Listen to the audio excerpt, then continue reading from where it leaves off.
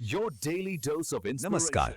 आज हम बात करने वाले हैं सोशल मीडिया मार्केटिंग के बारे में। सुनने में थोड़ा मुश्किल लगता है ना? पर चिंता मत कीजिए, हम इसे बिल्कुल आसान शब्दों में समझेंगे। तो चलिए शुरू करते हैं। सबसे पहले जरा इस नंबर पे गौर कीजिए, 4.7 बिलियन। जी हाँ, दुनिया भर में इतने लोग सोशल मीडिया इस्तेमाल करते हैं। इससे आप अंदाजा लगा सकते हैं कि इन प्लेटफॉर्म्स की पहुंच कितनी जबरदस्त है और इसमें मौके कितने ज्यादा हैं। लेकिन यहाँ एक बड़ा सवाल उठता है।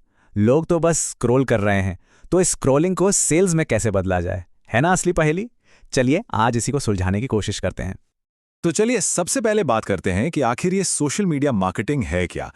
इसे समझने के लिए सोचिए कि हम एक घर बना रहे हैं, और किसी भी अच्छे घर के लिए सबसे जरूरी क्या होता है? उसकी नींव, है ना? बस सोशल मीडिया मार्केटिंग के जो बेसिक प्रिंसिपल्स हैं वही इसकी नींव है।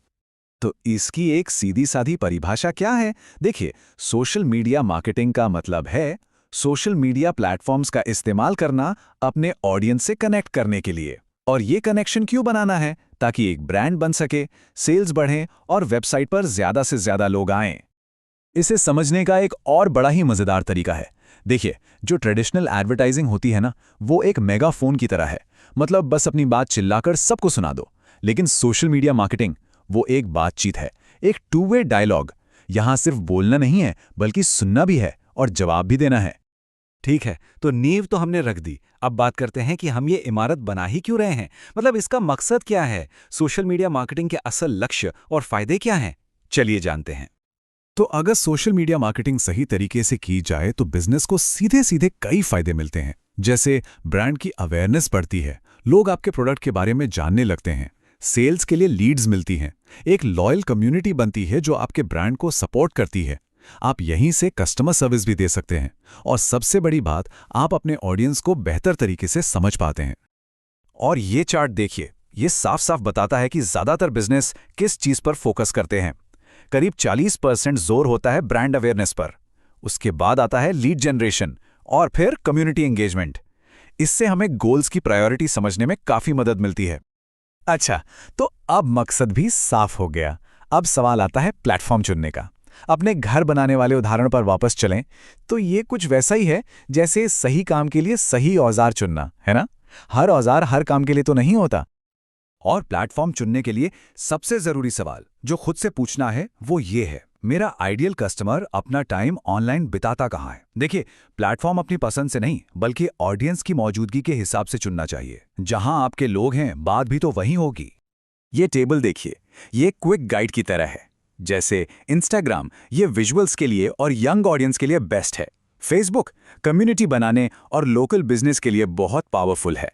लिंक्डइन प्रोफेशनल्स और B2B के लिए है।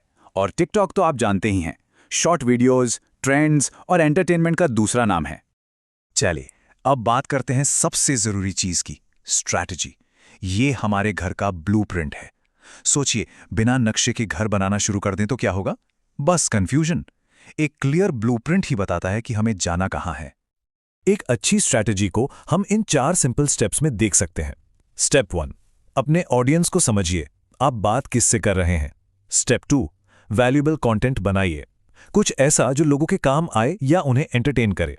स्टेप 3, उनसे जुड़िए असली तरीके से, रिप्लाई कीजिए, सवाल पूछिए। और स्टेप 4, एनालाइज कीजिए, देखिए क्या काम कर रहा है और क्या नहीं, और फिर अपनी स्ट्रैटेजी को बेहतर बनाइए। ये एक साइकिल है जो चलता रहता है। और हां, एक गोल्डन रूल है जो हमेशा याद रखना चाहिए, 80-20 रूल। इसका सीधा सा मतलब है कि आपका 80% कंटेंट लोगों को वैल्यू दे, मतलब कुछ सिखाए, हंसाए या उनकी कोई प्रॉब्लम सॉल्व करे। और सिर्फ 20% कंटेंट प्रमोशनल होना चाहिए। बस इसी से ट्रस्ट बनता है। और ये कोट, ये तो पूरी बात को एक लाइन में कह देता है।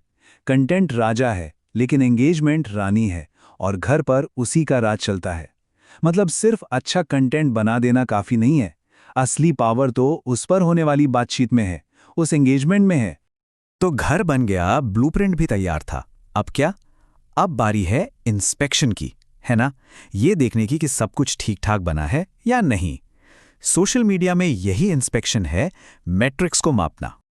एक बात बिल्कुल साफ है, जिस चीज को आप माप नहीं सकते उसे सुधार भी नहीं सकते। परफॉर्मेंस को ट्रैक करना ही आगे की स्ट्रैटेजी को बेहतर बनाने का एकमात्र तरीका है। तो सबसे पहले आता है रीच।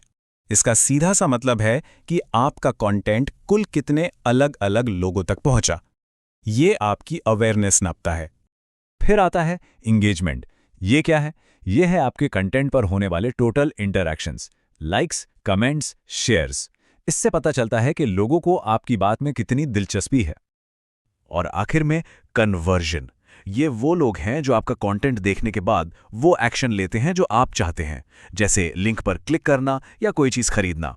ये मैट्रिक सीधे सीधे बिजनेस रिजल्ट से जुड़ा है। तो चलिए फटाफट से सारी ज़रूरी बातें दोहरा लेते हैं। पहली बात, सोशल मीडिया एक बातचीत है, मेगाफोन नहीं। दूसरी, उन प्लेटफॉर्म्स पर जाइए जहां आपकी ऑडियंस है। तीसरी, बेचने से पहले वैल्यू दीजिए। और चौथी, उन मैट्रिक्स को मापिए जो आपके गोल्स के लिए सबसे ज़्यादा ज़रूरी हैं। तो आखिर में बस एक सवाल। आपकी ऑडियंस तो पहले से ही ऑनलाइन बात कर रही है। सवाल यह है कि क्या आप उस बातचीत में शामिल होने के लिए तैयार हैं?